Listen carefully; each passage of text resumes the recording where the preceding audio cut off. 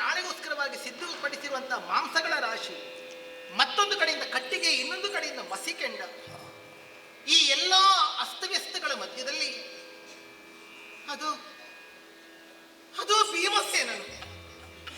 ಅಯ್ಯೋ, ಈ ನೆಲದ ಮೇಲೆ ಒಂದಿಷ್ಟು ಸ್ಥಳವನ್ನು ಮಾಡಿಕೊಂಡು ಮಲಗಿ ನಿದ್ರಿಸುತ್ತಾ ಇದ್ದಾನಲ್ಲ, ಗಾಢವಾದಂತ ನಿದ್ದೆಯೇ. ಎಂತಹ ಭೀಮಸೇನ! ಈ ರೀತಿಯಲ್ಲಿ ಮಲಗಬೇಕಾದವರೇ ಚಂದ್ರವಂಶದ ಕುಲದೀಪಕರಾಗಿ ನಮ್ಮತ್ತೆಯಂತ ಕುಂತಿ ದೇವಿ ವಾಯುದೇವನ ಅನುಗ್ರಹದಿಂದ ಪಡೆದಿರುವಂತಹ ಅನರ್ಘ್ಯವಾದ ರತ್ನ ಅಲ್ವೇ ಇದು. ಹಂಸತೂಲಿಕಾ ತಲ್ಪದಲ್ಲಿ ಸುಖನಿದ್ದೆಯನ್ನು ಮಾಡಬೇಕಾದಂತ ಈ ನನ್ನ ರಸ ಈ ರೀತಿಯಲ್ಲಿ ಬರಿನೆಲದಲ್ಲಿ ಮಲಗುವಂತ ಒಂದು ಸ್ಥಿತಿ. ಅದರಲ್ಲಿಯೂ ಒಂದು ಕೈಯನ್ನು ಹಣೆಯ ಮೇಲೆ ಇರಿಸಿದ್ದಾನೆ, ಒಂದು ಕೈಯನ್ನು ಎದೆ ಮೇಲೆ ಇರಿಸಿದ್ದಾನೆ. ಅಯ್ಯೋ, ಈ ಪಾಂಡವರ ಹಣೆಯ ಬರಹ ಇನ್ನೂ ತಪ್ಪಿ ಹೋಗುತ್ತಿಲ್ಲವೇ ಎನ್ನುವ ಹಾಗೆ ಹಣೆಯ ಮೇಲೊಂದು ಕೈ. ಇಲ್ಲಿ ನನ್ನೊಳಗಿರುವಂತಹ ಬಿಸಿ ಹೊರಬಂದು ಇನ್ನೆಷ್ಟು ಘಾತವನ್ನು ಮಾಡುವುದು ಬೇಡ ಎನ್ನುವ ಹಾಗೆ ತನ್ನೊಳಗಿನ ಕುದಿಯನ್ನು ತನ್ನ ಎದೆಯಲ್ಲೇ ತಾನೇ ಒತ್ತಿ ಹಿಡಿದುಕೊಂಡಿದ್ದಾನೆ. ಹಗಲಿನಲ್ಲಿ ಎಷ್ಟು ಬಳಲಿದ್ದಾನೋ, ಎಷ್ಟು ಬೆಂದಿದ್ದಾನೋ. ಕುದಿಯುವ ಕೂಳಿನ ಮುಂದೆ ತಾನು ಕುದಿಯುತ್ತಾ ಕುದಿಯುತ್ತಾ ಅಡುಗೆಯನ್ನು ಸಿದ್ಧಪಡಿಸುತ್ತಾ ಇರುವಂತ ಭೀಮಸೇನ ಗಾಢವಾದ ನಿದ್ದೆಗೆ ಮಲಗಿಸಿ ಬಿಟ್ಟಿದ್ದಾನೆ. ನಾ ಬಂದಿರುವುದು ತಿಳಿಲಿಲ್ವಲ್ಲ. ವಾಯುಪುತ್ರನಿದ್ದಾನೆ. ನನ್ನ ದೇಹದ ಗಂಧ ಒಂದು ಕ್ರೋಶದವರೆಗಾಗಿ ಬರುತ್ತದೆ. ಈ ಹೆಂಡತಿಯ ದೇಹ ಗಂಧವು ನನ್ನ ಗಂಡನಿಗೆ ಆಘ್ರಾಣಿಸಿ ಎಚ್ಚರವಾಗುವುದಿಲ್ಲ ಅಂತಾದರೆ ನಾನೆಂತ ನತದೃಷ್ಟಳು ಅಲ್ಲ. ನನ್ನ ಗಂಡನಿಗೆ ಎಷ್ಟು ಧಣಿವಾಗಿರಬಹುದು. ಇಂತಹ ಸ್ಥಿತಿಯಲ್ಲೂ ಗಾಢ ನಿದ್ದೆಯನ್ನು ಸರಿದಿದ್ದಾನಂತಾದರೆ ಎಷ್ಟು ಕಷ್ಟವನ್ನು ಪಡುತ್ತಿದ್ದಾನೆ. ಇಂಥವರಲ್ಲಿ ನನ್ನ ಕಷ್ಟವನ್ನು ಹೇಳಿಕೊಳ್ಳುವುದೇ, ಮತ್ತೆ ನಾನು ಅವರಿಗೆ ಕಷ್ಟವನ್ನು ಕೊಡುವುದೇ? ಬೇಡಪ್ಪ, ನನ್ನ ಕಷ್ಟಕ್ಕಿಂತಲೂ ಅವರ ಕಷ್ಟವೇ ಹೆಚ್ಚಾಗಿದೆ. ಹೇಳುವುದಲ್ಲ. ಅಯ್ಯಯ್ಯೋ, ಹಾಗೆ ಹೋದೆಂತಾದ ಕೀಚಕ ಬಿಡುತ್ತಾನೆಯೇ? ಅವನು ನನ್ನನ್ನು ಘಾತಿಸುತ್ತಾನೆ. ಹೇಳಬೇಕಾದದ್ದು ಹೇಳಲೇಬೇಕು. ಹಾಗಾದ್ರೆ ಏನು ಮಾಡೋಣ? ಎಬ್ಬಿಸಲೇ ಎಬ್ಬಿಸಲೇ ಎಬ್ಬಿಸಿದರಿಂದೇನೆಂಬನೋ, ಅಯ್ಯೋ, ಎಬ್ಬಿಸಿದರಿಂದೇನೆಂಬನೋ, ಗಪ್ಪಿಗೆಣ್ಣಿವಳೆಂದು ಬೈವನೋ, ಗಪ್ಪಿಗೆಣ್ಣಿವಳೆಂದು ಬೈವನೋ, ತುಪ್ಪಗುದು ನಾ ಬಂದು ದಿವನು ಬದಿಸರೋ, ತುಪ್ಪಗುದು ನಾ ಬಂದು ದಿವನು ಬದಿಸರೋ, ಎಬ್ಬಿಸಿದರೇನ ಎಂಬನೋ.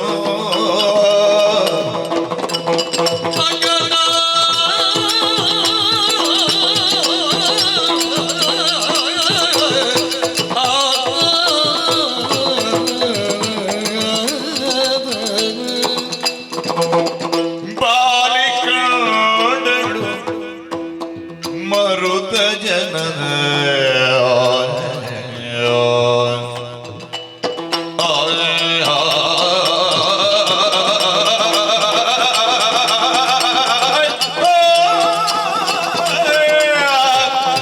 ಕಂಡಳೋ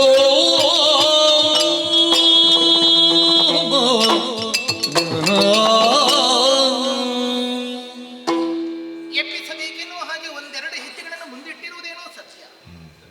ಆದರೆ ಎಷ್ಟು ಗಾಢವಾದ ನಿದ್ದೆಯಲ್ಲಿದ್ದಾರೆ. ನಿದ್ರಾಭಂಗ ಮಹಾಪಾಪ ಕೂಡದು. ಎಷ್ಟೆಷ್ಟು ಜನ ನಿದ್ದೆ ಬರದೆ ಒದ್ದಾಡುತ್ತಾರೆ. ಹಣ ಕೊಟ್ಟು ಹಾಸಿಗೆಯನ್ನು ಪಡ್ಕೊಳ್ಳಬಹುದು, ಹಣ ಕೊಟ್ಟು ನಿದ್ದೆ ಪಡ್ಕೊಳ್ಳೋದಕ್ಕೆ ಸಾಧ್ಯವಿಲ್ಲ. ಹಾಗಾದ್ರೆ ಇಂತಹ ಬರಿ ನೆಲದಲ್ಲಾದ್ರೂ ಇಷ್ಟು ಗಾಢವಾದ ನಿದ್ದೆ ಆವರಿಸಿಕೊಂಡಿದೆ ಅಂತಾದ್ರೆ ಆ ದೇಹ ಎಷ್ಟು ಬಳಲಿರಬಹುದು, ಎಷ್ಟು ಆಯಾಸಗೊಂಡಿರಬಹುದು. ಹಾಗಾದ್ರೆ ಇಂತಹ ನಿದ್ದೆಯನ್ನು ನಾನು ಕೆಡಿಸುವುದೇ? ಒಂದೊಮ್ಮೆಗೆ ಕಾರ್ಯವಾಗಬೇಕೆನ್ನುವ ಕಾರಣಕ್ಕೋಸ್ಕರವಾಗಿ ನಾನು ಆತನನ್ನು ಎಬ್ಬಿಸಿದರೆ ಮೊದಲೇ ಒಂದಿಷ್ಟು ಸಿಟ್ಟು ಇವರಿಗೆ. ಅದರಲ್ಲಿಯೂ ಅರೆಬರೆ ನಿದ್ದೆಯಿಂದ ಎದ್ದಂತ ಭೀಮಸೇನ ಯಾರು ಏನು ಎತ್ತ ಎನ್ನುವ ಹಾಗೆ ಅಬ್ಬರಿಸಿದರೆ ನಾವು ಅಜ್ಞಾತದಲ್ಲಿದ್ದೇವಲ್ಲ, ಮೊದಲೇ ಈ ಭೀಮ ಗರ್ಜನೆ ಇದನ್ನು ಕೇಳಿ ಆಚೀಚಿನವರು ಎಚ್ಚರಗಾರಗೊಂಡು ನಮ್ಮ ಇರಸರಿಕೆ ಅವರಿಗೆ ಅರ್ಥವಾಯಿತು ಅಂತ ನಮ್ಮ ಅಜ್ಞಾತವು ಹಾಳಾಗುತ್ತದೆ.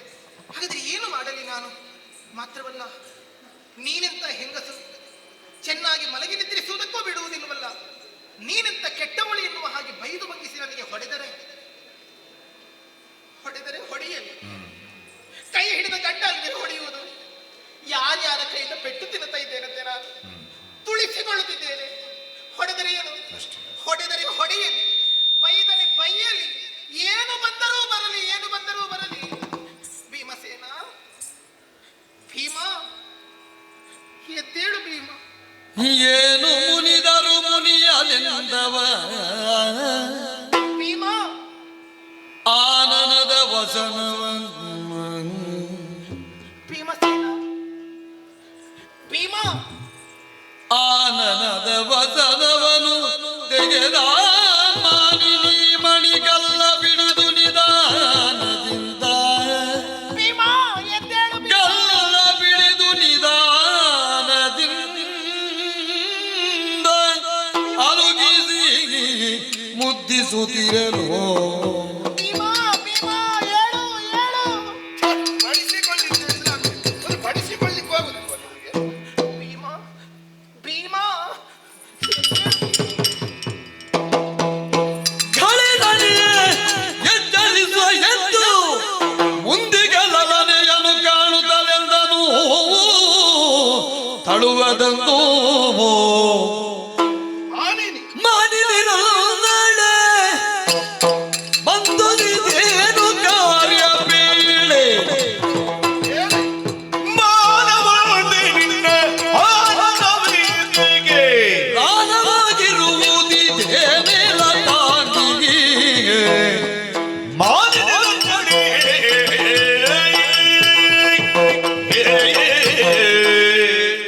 ದ್ರೌಪದಿ ನಾನೇ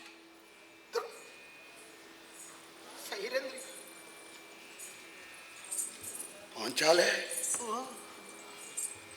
ಪರಿಸರದ ಪ್ರಜ್ಞೆ ಉಂಟಲ್ಲ ನಿನಗೆ? ಈ ಅಪರರಾತ್ರಿಯ ಹೊತ್ತಿನಲ್ಲಿ ಇನ್ನು ಸ್ವಲ್ಪ ಹೊತ್ತಿರುವುದು ಬೆಳಿಗ್ಗೆ ಆಗುವುದಕ್ಕೆ. ಹೌದು. ಸ್ವಲ್ಪ ಮೈಯ ಆಯಾಸವನ್ನು ಕಳೆದುಕೊಳ್ಳುವ ಅಂತ ನಾನು ಹೊರಗಿದ್ರೆ ಈ ಹೊತ್ತಿನಲ್ಲಿ ಬಂದು ಬಾಣಸಿಯ ಮನೆಯಲ್ಲಿ ಎಬ್ಬಿಸ್ತಾ ಇರುವೆಯಲ್ಲ. ಹೌದು. ನೀನು ನಿನ್ನ ಮಿತಿಯನ್ನು ಅರಿತುಕೊಂಡೇ ವ್ಯವಹರಿಸುವುದಕ್ಕೆ ಹೊರಟದ್ದ? ಏನು ಸ್ವಾಮಿ? ಮಾನಿನಿ ಅಂದ್ರೆ ಅರ್ಥ ಎಂತದ್ದು? ಒಂದು ಪರಿಧಿಯ ಒಳಗಿರುವವಳು ಅಂತ. ಉಳಿದ ಮಾನಿನಿಯರಿಗೆಲ್ಲ ರತ್ನ ಸದೃಶಳಾಗಿರುವವಳು ನೀನು. ಒಂದು ಮಾನಿನಿ ಆದವಳು ಪರಿಧಿಯ ಒಳಗಿರಬೇಕು. ಈಗ ಮಾನಿನಿ ಆದವಳು ಮಾತ್ರ ಅಲ್ಲ, ನಮ್ಮೊಂದಿಗೆ ನೀನು ಪಾಂಡವರು ಹಾಗೂ ಪಾಂಡವರ ಮಾನಿನಿ ಒಂದು ಕಕ್ಷೆಯನ್ನು ಮೀರಿ ವ್ಯವಹರಿಸದ ಸ್ಥಿತಿಯಲ್ಲಿದ್ದೇವೆ ನಾವು. ಹೌದು. ಅಂತಲ್ಲಿ ನೀನು ಈ ಹೊತ್ತಿನಲ್ಲಿ ಬಂದು ಎಪ್ಪಿಸಿ ನನ್ನಲ್ಲಿ ಹಾಗೆ ಉಂಟ ನಿನಗೆ? ಅಯ್ಯಯ್ಯೋ, ಯಾಕಂತ ಮಾತು? ನಾನು ನಿದ್ರೆ ಮಾಡದೆ ಏನು ಆರೋಗ್ಯ ಹಾಳು ಮಾಡಿಕೊಳ್ಬೇಕು ಅಂತ ಉಂಟ ನಿನಗೆ? ಸಿಗುವುದೇ ಸ್ವಲ್ಪ ಹೊತ್ತು ಆಯಿತು. ಈ ಹೊತ್ತಿನಲ್ಲಿ ಬಂದು ಎಬ್ಬಿಸಿ ನನ್ನಲ್ಲಿ ಮಾತಾಡುವಂತ ಅಷ್ಟು ಅವಸರ ಎಂತದ್ದು? ನಾಳೆ ಬೆಳಿಗ್ಗೆ ನಾನು ಸಾಯ್ತೇನೆ ಇಲ್ವಾ? ಅಯ್ಯೋ, ನಾಳೆ ಬೆಳಿಗ್ಗೆ ಬಂದು ಮಾತಾಡುವುದು ನನ್ನಲ್ಲಿ.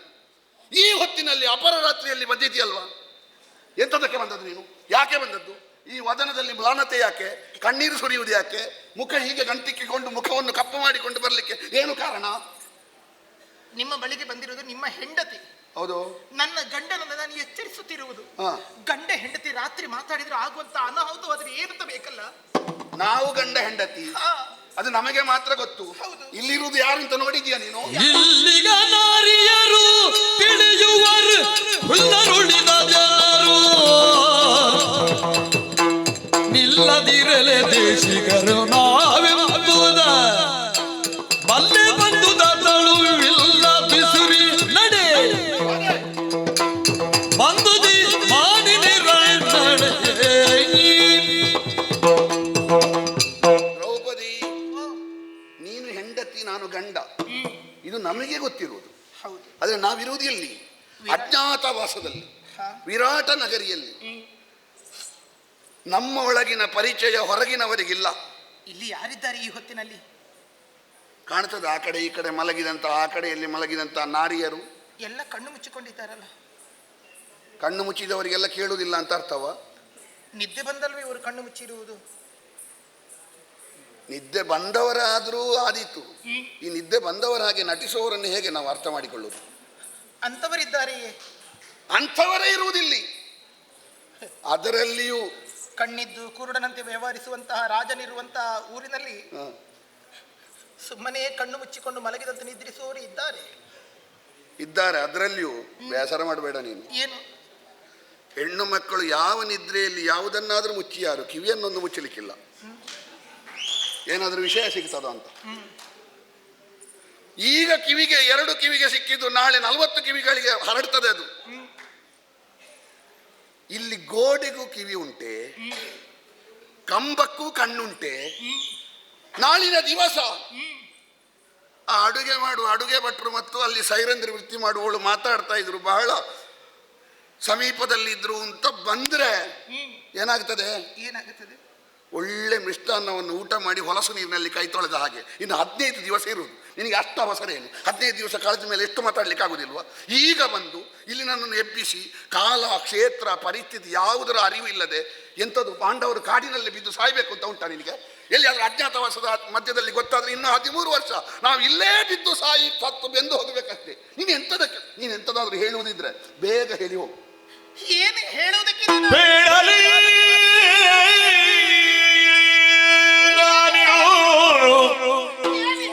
ಎನ್ನಳಲನು ಬೇಡಲೇ ನಾನಿನ್ನು, ಎನ್ನ ಅಳಲನು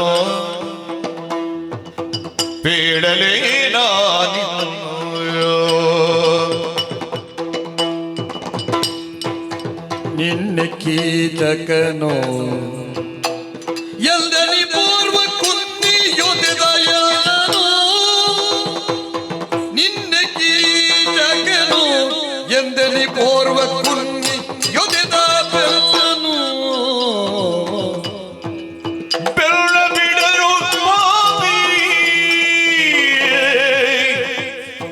ಬೆಳ್ಳ ಬಿಡರು ಸ್ವಾಮಿ.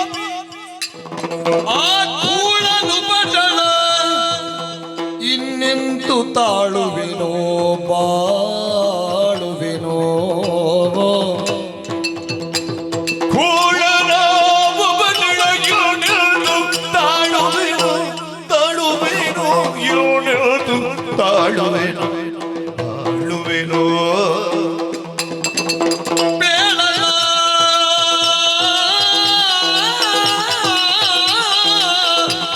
ನಾನಿಲ್ಲೇನೋ ಎನ್ನ ಅಳಲನು, ಬಿಡಲೇ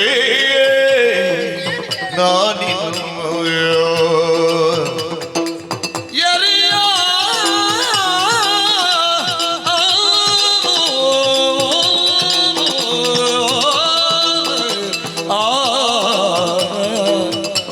ಬೇಡಲೇ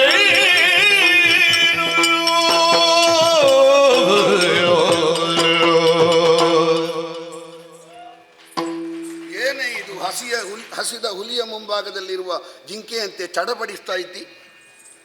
ರಾತ್ರಿಯ ಕಾಲದಲ್ಲಿ ಮಲಗಿದ್ದರೂ ಕೂಡ ಕಿವಿಗಳು ಮಾತ್ರ ತೆರೆದೇ ಇರುತ್ತದೆ ಹೆಣ್ಣು ಮಕ್ಕಳಿಗೆ. ಹೌದು.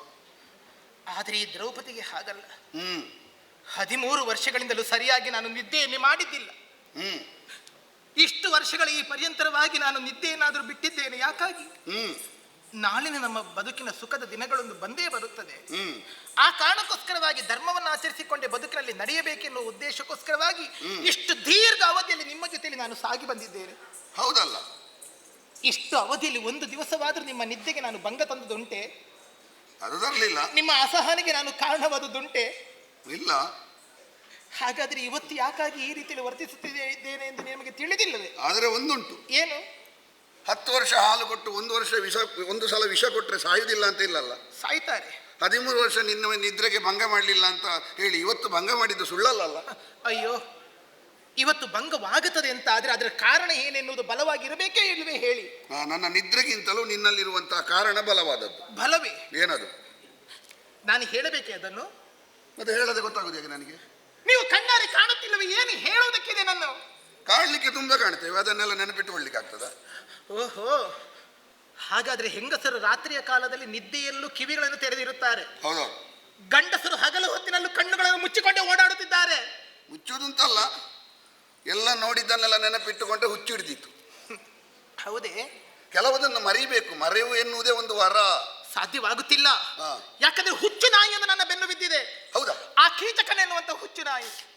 ಅವನ ವಿಷಯ.